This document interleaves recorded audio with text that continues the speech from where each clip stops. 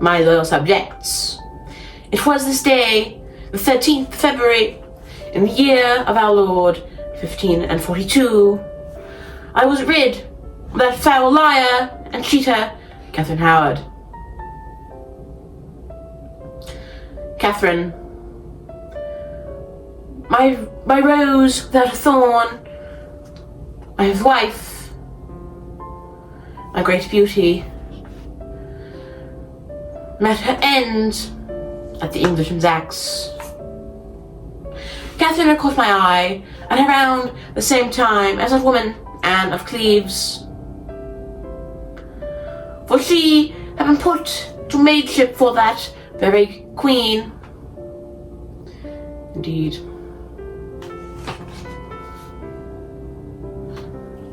Anne was supposed to arrive before Christmas in 1539. I was promised a great beauty, a woman of most noble manners and wit. I was giddy, I was joyous. After 2 long years of waiting, I finally had a wife.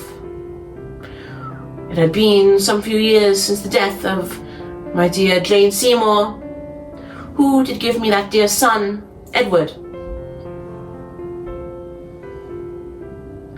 Then, in January of the year of our Lord 1540, I did meet that woman. I was fooled, for I liked her not. She was indeed not as I was told. Our marriage would last only some few months. As that July, I did have our marriage declared null and void. That same month, my chief adviser and dear friend, Thomas Cromwell, would meet his end. The axe, too, saw him. For I felt he had betrayed me with this marriage. For he was the one who had organized it, who had signed the papers. He was the one who had made me. He was the one who had lined it up. It was that same day, July 28th, 1541. It was the same day, July 28th, I did marry Katheryn.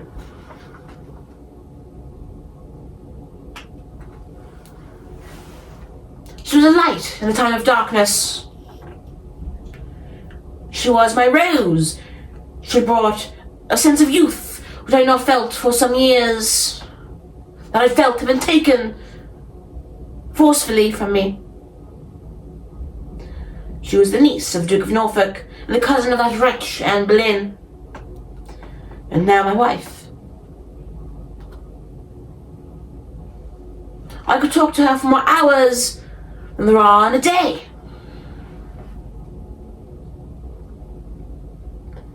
Such happiness, of which I was long devoid, had finally returned.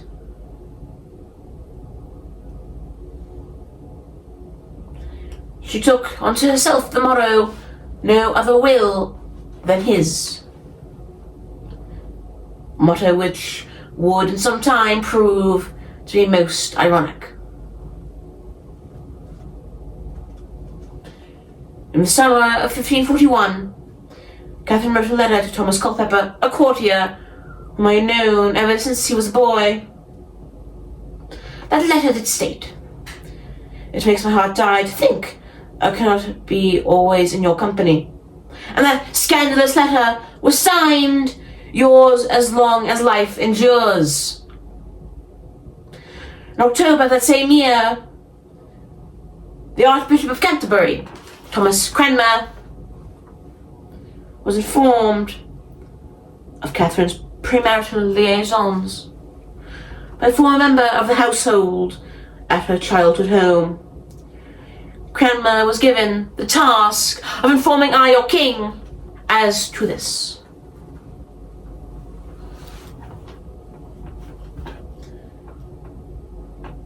He left a summary for me at the chapel at Hampton Court Palace.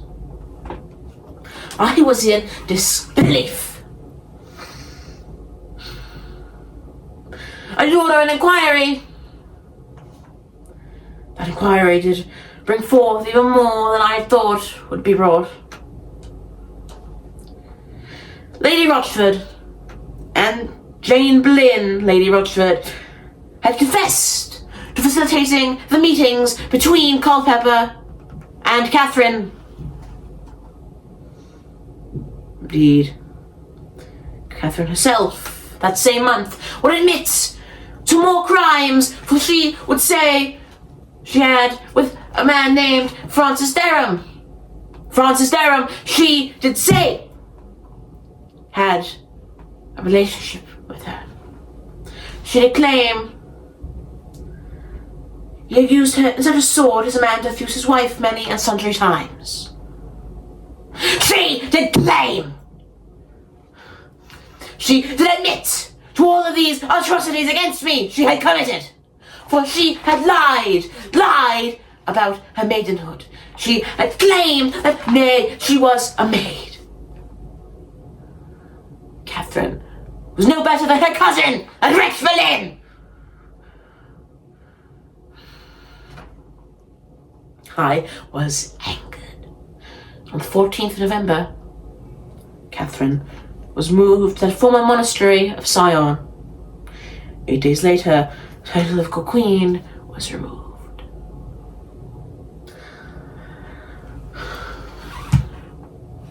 Culpeper and Derham were arrested.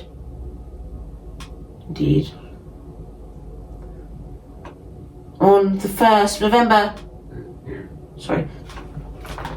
Indeed.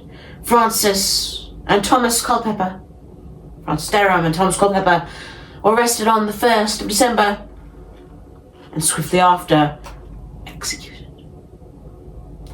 They met a traitor's end of hanging, drawing, and quartering. Indeed. On the 21st of January, 2 years ago now, in 1542, a bill of attainder condemned both Lady Rochford and Katheryn Howard. On the 10th of February, that same year, Katheryn was taken by barge to the Tower of London. As she passed under London Bridge, she may very well have seen the rotted heads of those Thomas Culpeper and Francis Derham. Some 3 days later, at 9 a.m. on the 13th of February, 1542, Katheryn was executed on the Tower Green within the Tower of London. She was executed alongside Jane Boleyn. I am told it was Katheryn who met the axe first. I know not her final words, nor in truth do I know of the age at which she met her demise. Some do claim she was as young as 17, some claim she was 21. In truth, in my time, when one is a daughter, unless you are of royal birth, or a very high noble, your birth, date, and year shall not be recorded. For what use would it be?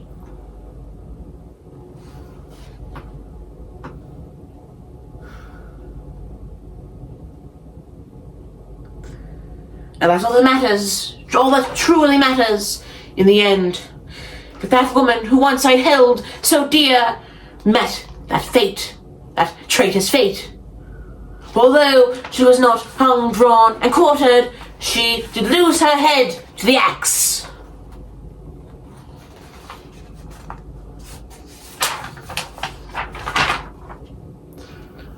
Indeed, she met not what Francis had, nor what Thomas had, for they met the troid of wrath I may have.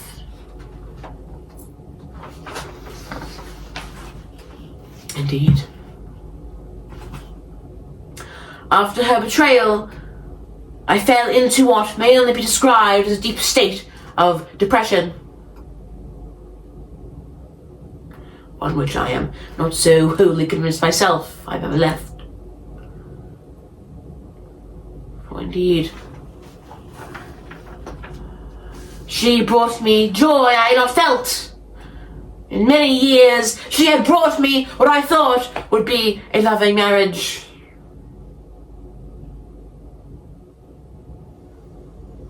In the end, she was no better than her cousin, that wretch, Boleyn. That Faustus Jezebel, who did betray your king years before, and met her fate in 1536.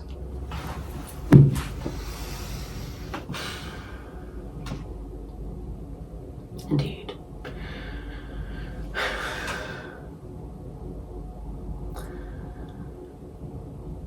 Many have not seen the wrath of their King Henry VIII. I am, my subjects, by the grace of God, His Royal Highness, that King Henry VIII.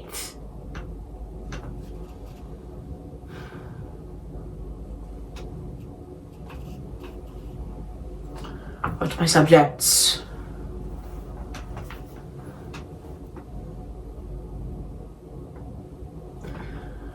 many a day I do find myself thinking of poor Katheryn. Although in the years since I have married Katheryn Parr, who I do believe may be my one true and final love, I find myself near daily thinking upon what might have happened had she not been so foolish. Alas, I may not change what's already been done. Unfortunately, as much as I wish I could, I cannot change what's already happened.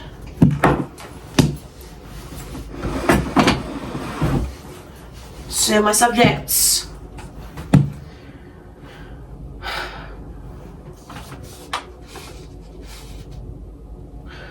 should you wish to hear more about Katheryn, my last and most recent video is indeed upon her life, with much detail and as much mercy as I may give her story,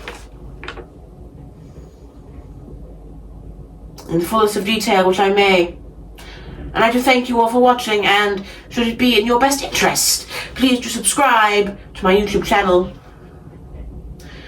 And indeed do help me reach my goal of 500 subscribers before the 1 year anniversary of my channel, February 25th.